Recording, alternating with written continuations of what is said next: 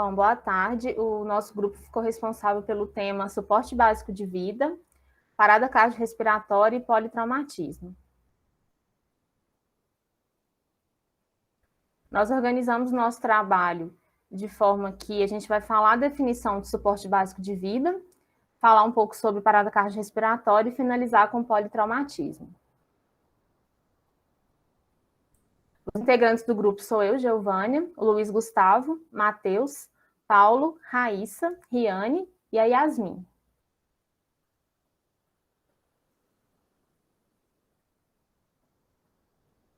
Bom, o suporte básico de vida, ele é definido como um conjunto de procedimentos de emergência que podem ser executados por profissionais da área da saúde ou não, e consiste no reconhecimento de obstruções de vias aéreas, parada respiratória, parada cardíaca e na aplicação de ressuscitação cardiorrespiratória, que pode ser realizada por meio da sequência ABC.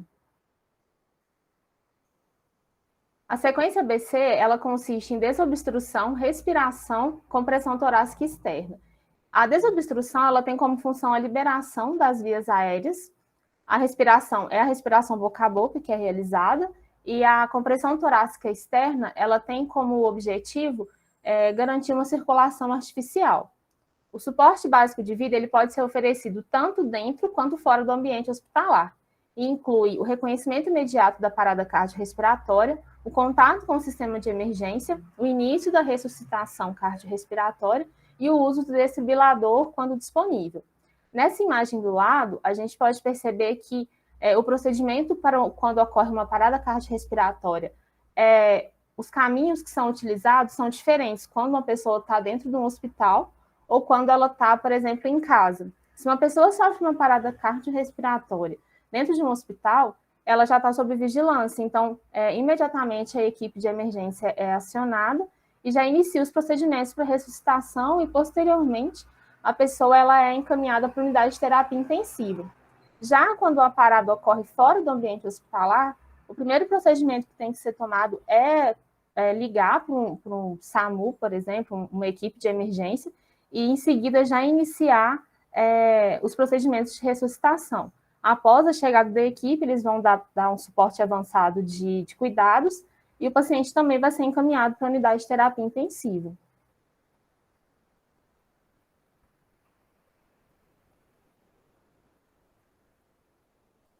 Bom, a parada cardiorrespiratória, ela pode ser definida como uma deficiência de oxigenação, que pode ocorrer pela ausência da função respiratória ou pela ineficiência da circulação, da insuficiência circulatória. A parada cardiorrespiratória, ela pode ser diagnosticada através do reconhecimento da morte clínica, ou seja, quando há falta de movimentos respiratórios e batimentos cardíacos eficientes, e também na ausência de consciência com viabilidade cerebral. Muitas situações podem levar a esse quadro de parada cardiorrespiratória.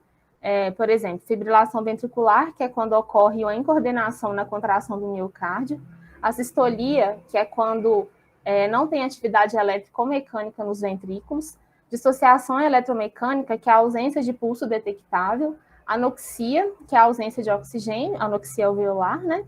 E asfixia, que é quando o aumento de gás carbônico é superior à concentração de oxigênio, o oxigênio diminui.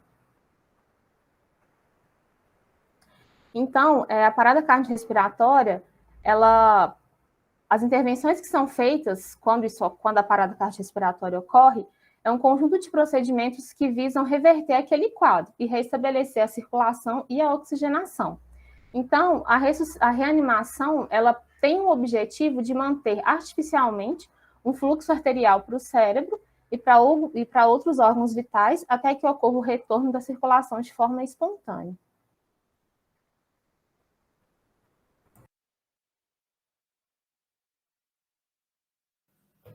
E agora eu vou abordar um pouquinho sobre o Consenso Nacional de Ressuscitação. E o Consenso Nacional de Ressuscitação de 1996, ele estipula que a PCR pode ocorrer de 3 formas. Você tem a morte clínica, a morte biológica irreversível e a morte encefálica. Agora, detalhando cada uma delas. Na morte clínica, há ausência de movimentos respiratórios e de batimentos cardíacos. E você tem não consciência e viabilidade cerebral e biológica. Já na morte biológica irreversível, você tem irreversibilidade de órgãos, quando não ocorrem as manobras de ressuscitação cardiopulmonar. Já na morte encefálica, é a morte referida como cerebral e a lesão irreversível e falta de oxigenação de igual ou superior a 5 minutos. É nesse tipo de morte que é possível a doação de órgãos. Agora, quanto às causas da parada cardiorrespiratória, é importante ressaltar que há diferenças entre os adultos e as crianças. Nos adultos, a doença coronariana é a principal causa da PCR. Em nosso país, a doença de Chagas pode levar a importantes distúrbios elétricos no coração. Também tem um papel deflagrador desses episódios. Os fatores pregressos mais importantes que acrescentam riscos são episódios prévios e história de parada cardiorrespiratória, taquicardia ventricular, infarto do miocárdio, miocardiopatia dilatada, hipertensão arterial sistêmica, cardiomiopatia hipertrófica, síndrome de QT longo e portadores de síndrome de Wolff-Parkinson-White, com episódios de fibrilação atrial. Agora, em crianças, diferentemente dos adultos, o mais comum é a criança apresentar parada cardíaca devido à parada respiratória. E menos de 10% dos casos se devem à fibrilação ventricular, sendo geralmente associadas a doenças cardíacas congênitas. Por esse motivo, temos uma sobrevida muito baixa. E no nosso país, distúrbios hidroeletrolíticos e ácido básico são outras causas comuns de PCR em crianças. Abordando o tópico intervenções terapêuticas em reanimação cardiorrespiratória, é importante ressaltar que a mortalidade em caso de PCR é elevada, mesmo em condições de um atendimento ideal. Por isso, o tempo é uma variável importantíssima. E, para demonstrar isso, estima-se que a cada minuto em parada cardiorrespiratória, 10% da probabilidade de sobrevida sejam perdidas. Sendo assim, identificar a causa base, iniciar o suporte básico de vida, dar continuidade ao suporte avançado e, sempre que possível, seguir a corrente de sobrevida, possibilitam uma assistência de qualidade que é a meta de toda a equipe de saúde. E o ideal é que esse atendimento ocorra entre, no máximo, 3 e 5 minutos. E essas intervenções em reanimação cardiorrespiratória, elas são classificadas de acordo com alguns critérios. E a gente tem 3 classes e 2 subclasses na categoria 2. Vamos começar pela classe 1. A classe 1 é a opção terapêutica usualmente indicada. Ela é sempre aceitável e ela é sempre considerada útil e efetiva. Já a classe 2 é uma opção terapêutica aceitável, de eficácia incerta e pode ser controversa. Nesse sentido, a gente tem as subcategorias A e B. Na classe 2A, a gente tem uma opção terapêutica que proporciona um estudo embasado em evidências científicas que é a favor da sua utilização e eficácia. Já na opção B, não tem um estabelecimento por evidências científicas, mas pode ser que aquela técnica tenha um valor e provavelmente não seja danosa. Já a categoria 3, ela é inadequada e ela não é apoiada por dados científicos e ela pode ser danosa, diferentemente da opção B.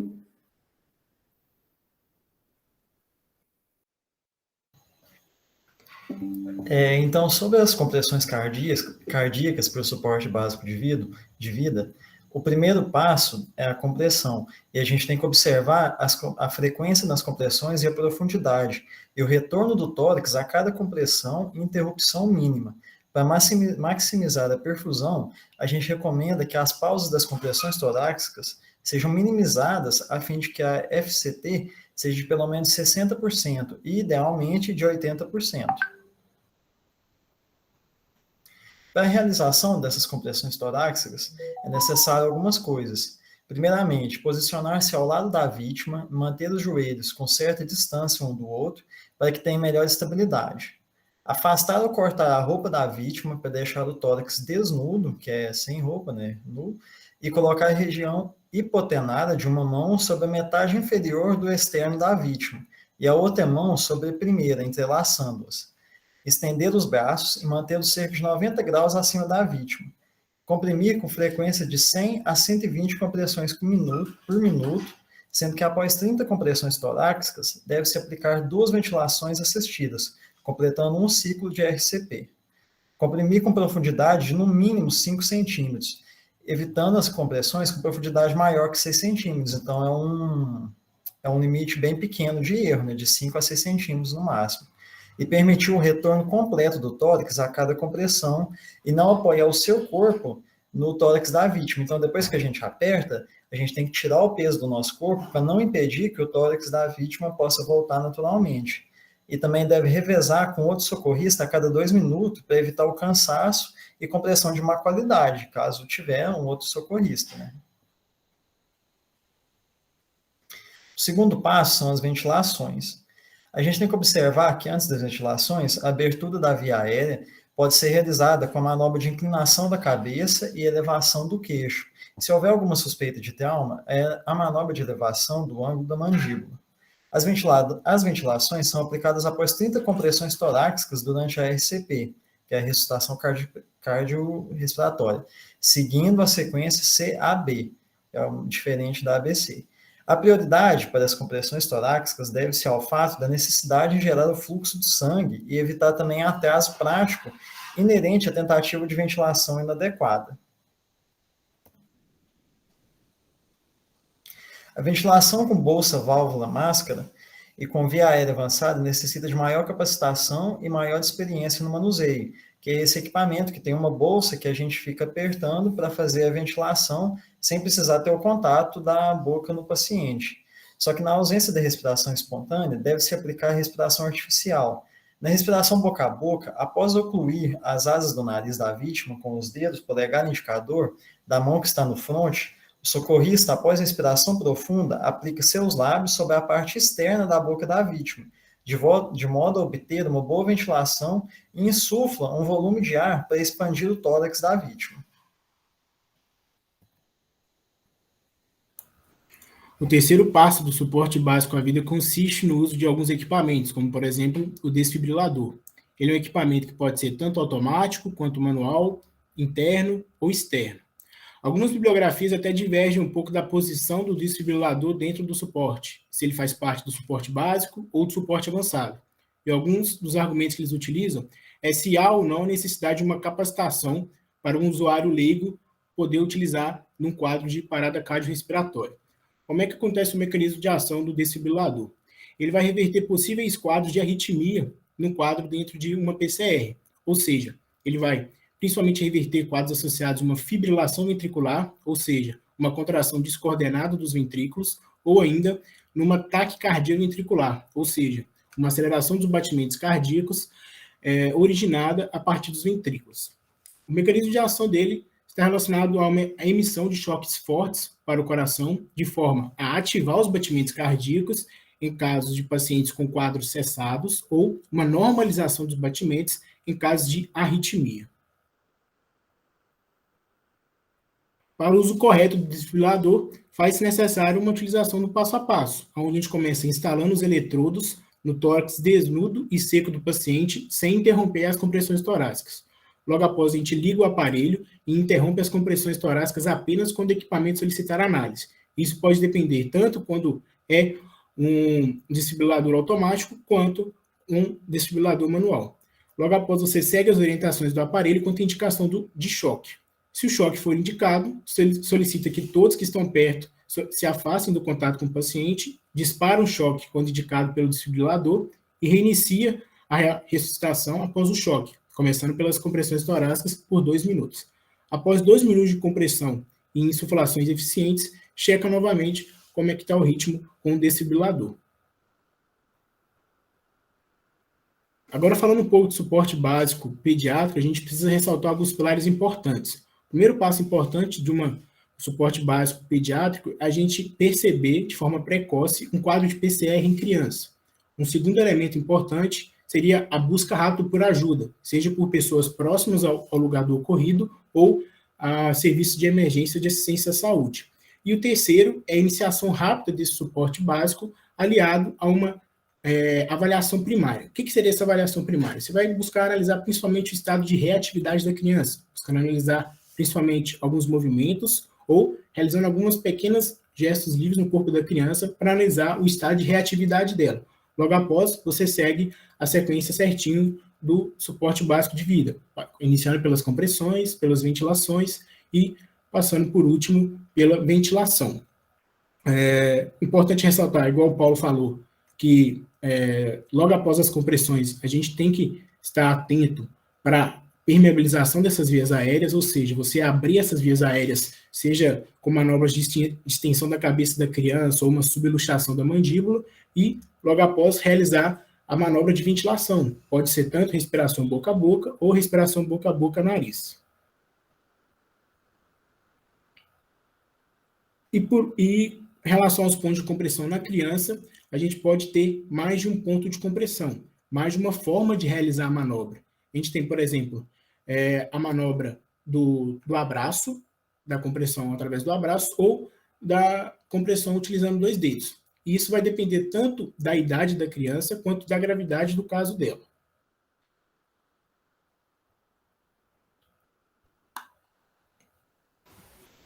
Bom, agora a gente vai falar um pouco sobre a biologia da parada cardiorrespiratória. Bom, a parada cardiorrespiratória, ela é uma das principais ocorrências, né, emergências cardiovasculares com grande prevalência no Brasil, sendo que possui alta. De acordo com a Sociedade Brasileira de Arritmia Cardíaca, a SOBRAC, em 2021, a maioria das vítimas de parada cardíaca em ambiente extra-hospitalar são pessoas que vivem sua vida de maneira normal e que, de repente, por algum motivo, por exemplo, o estresse, acabam sofrendo um mal súbito, né, que ocasiona a PCR. 86% das paradas cardíacas ocorrem nos próprios lares das vítimas, enquanto 14% ocorrem em locais de grande concentração, como, por exemplo, aeroportos, shoppings, estádios, e isso é considerado uma taxa de incidência.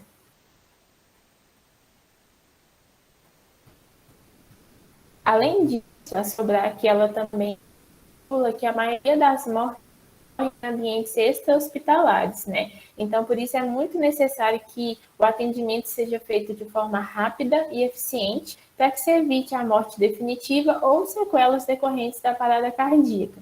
A cada minuto que se passa sem o socorro devido, a chance de uma vítima diminui de 7% a 10%, enquanto a morte cerebral e a morte permanente ocorrem entre 4 e 6 minutos de parada cardíaca.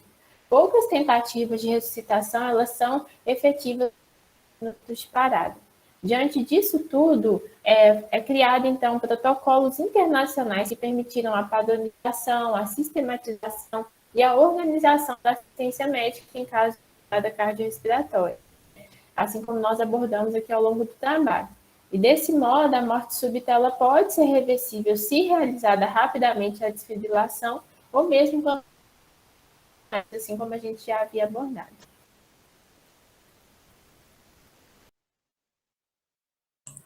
Bom, agora a gente vai falar sobre politraumatismo. O politraumatismo é definido como múltiplas lesões que vão ocorrer concomitantemente por uma ação acidental ou intencional, por uma energia mecânica, que vão danificar e lesionar diversos órgãos, tecidos e sistemas. O paciente politraumatizado, normalmente ele é saudável, ele é mais jovem, e está num excelente estado de saúde e vai sofrer algum tipo de acidente e vai ficar gravemente ferido e vai precisar de uma assistência médica rápida e eficiente, porque, como mencionamos, o tempo é o inimigo dele. Então, nós precisamos dos protocolos para atender esse tipo de paciente. Bom, a conduta médica em politraumatismos depende de 2 avaliações. Nós temos inicialmente a avaliação primária, que nós vamos ter a impressão geral do nosso paciente. Então, nós vamos avaliar se ele está respirando normalmente e se ele estiver acordado, nós temos que acalmar ele. Posteriormente, nós temos que avaliar a circulação.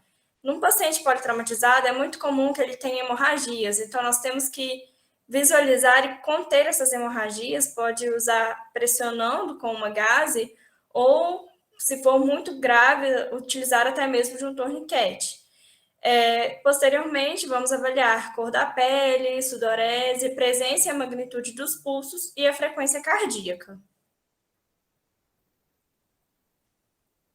Posteriormente à avaliação circulatória, nós temos que fazer uma avaliação neurológica do nosso paciente para ver se algum problema de oxigenação lesionou o cérebro. Então, nós podemos utilizar a escala de coma de Glasgow, né, que é uma ferramenta muito utilizada, ela é simples, uma pontuação de 3 a 15, e se o paciente tiver um número menor ou igual a 8, é um sinal que ele teve alguma lesão grave no cérebro. Então, nós vamos analisar a abertura ocular e a melhor resposta motora e verbal que esse paciente puder mostrar para a gente. Posteriormente, nós vamos avaliar a exposição e o ambiente. A exposição, nós vamos despir totalmente o nosso paciente para fazer uma inspeção total à procura de outras lesões e, posteriormente, nós devemos cobri-lo para evitar uma hipotermia. Bom, depois que foi realizada essa avaliação primária, nós vamos fazer uma avaliação secundária que pode ser realizada ali durante o transporte daquele paciente, depois que já foi feita uma ressuscitação, as medidas mais imediatas, ou num paciente que não foi tão gravemente ferido. Então, nós vamos avaliar a circulação sanguínea novamente, porque é muito importante avaliar o pulso, e durante a fase da exposição, que nós vamos despir totalmente o nosso paciente, nós vamos procurar fraturas, lacerações, queimaduras, ou qualquer tipo de corpo estranho que pode estar no nosso paciente. Além disso, vamos verificar os sinais vitais a cada 2 minutos para ver se o nosso paciente não vai ter uma piora, que pode ocorrer frequentemente em pacientes politraumatizados. Bom, como tudo na vida, nós temos sempre uma lista de prioridade no atendimento. Então, quando nós temos um acidente com várias vítimas, a que deve ser primeiro atendida é a que vai ter lesões mais críticas, como parada cardíaca, respiratória, uma hemorragia muito grande, choque, grandes ferimentos no tórax e no abdômen, além de traumas violentos no crânio. Posteriormente, nós devemos seguir para pacientes com lesões mais sérias, com suspeita de trauma na coluna, grandes e múltiplas fraturas, além de queimaduras graves. E, por último, aqueles pacientes que têm lesões mais leves, fraturas simples, ferimentos em tecidos moles e queimaduras de leve a moderadas. Bom, tudo nós precisamos de regra, então foi estipulado, né, o ABCDE para o suporte de pacientes politraumatizados, que ele prioriza as causas que vão causar a morte mais rápida do meu paciente politraumatizado. Então, se eu sigo essa regra, essa norma, tem mais chances do meu paciente sobreviver. O A vem de vias aéreas, o B da respiração, o C da circulação, o D do estado neurológico e o C da exposição e o controle. Bom, ele deve ser aplicado na análise primária que a gente vai fazer do paciente, como eu mencionei, para que a gente elimine os riscos eminentes da morte do paciente e depois vamos retornar para o exame secundário daquele paciente, monitorando seus sinais vitais e a temperatura. Quanto à letra A, nós devemos fazer inicialmente a proteção da cervical para que ele não tenha lesões e desobstruir a via aérea. Então, se meu paciente estiver consciente, eu posso perguntar o nome dele. Se ele me responder sem nenhuma alteração na voz, é um sinal que ele não teve nenhuma obstrução. Porém, se ele estiver rouco ou com alguma dificuldade, é sinal que ele tem algum corpo estranho e a gente tem que removê-lo para que ele possa respirar normalmente. Posteriormente, quanto à letra B, nós devemos analisar a respiração. Vamos analisar a frequência, a expansividade do tórax, vamos avaliar se há uma possibilidade de pneumotórax ou hemotórax ou alguma lesão na traqueia. Bom, quanto à circulação, nós vamos avaliar hemorragias, tanto internas quanto externas. As hemorragias externas nós devemos tapar para que esse paciente não tenha uma grande perda de sangue. E no caso de uma hemorragia interna, nós vamos avaliar os outros sinais. Então, a sudorese, a taquicardia, né, a perfusão capilar, para que esse paciente, caso ele tenha um choque hipovolêmico, nós precisamos aí entrar com uma infusão de soro para que ele se recupere até que ele chegue no ambiente hospitalar e receba o suporte adequado. Quanto ao nível D, que é o nível de consciência, nós devemos analisar a reatividade pupilar, a presença de alguma lesão lateralizada, alguma lesão medular e a consciência do paciente. E, por último, a exposição e o controle. Como mencionei, nós devemos despir totalmente o paciente em busca de qualquer tipo de lesão que não pode ser visualizada pelas roupas e, posteriormente, precisa que ele seja coberto para que ele não tenha um choque de hipotermia. Seguindo aqui, vamos comentar sobre a epidemiologia da doença, dos traumas, na verdade. Primeiramente, vamos só conceituar rapidamente o que seria essa epidemiologia. Nada mais é que o ramo que vai estudar os fatores que intervêm na difusão, propagação dessa doença, a sua frequência, o modo como ela se distribui, a sua evolução e também os meios necessários para a sua prevenção. Diante disso, vamos aqui analisar alguns dados que nós temos. Segundo o Hospital Israelita Albert Einstein, a principal causa de trauma estão, na verdade, diretamente ligados a acidentes de trânsito, os quais envolvem carros, motos e também pedestres. Como já foi comentado pela Yasmin anteriormente, grande parte dos traumas ocorre nos jovens, e aqui a gente tem exatamente esse dado. Foi analisado estatisticamente e a primeira causa responsável pela morte de jovens de 15 a 29 anos são acidentes de carro. Em 2010, eles no caso, os acidentes, responsáveis por ceifar a vida de mais de 1 milhão de pessoas em 182 países diferentes. Lembrando que isso foi só em 2010. Agora, aqui no Brasil, anualmente, ocorrem, em média, cerca de 1 milhão de acidentes. Desses 1 milhão, ocorrem a morte de 40 mil pessoas e mais de 370 mil são deixadas com algum tipo de sequela ou ferimento. Isso segundo os dados liberados pelo Ministério da Saúde. Além disso, armas de fogo e arma branca, como o caso de facas, punhais, também tem uma grande representatividade nessas estatísticas, nesses dados liberados.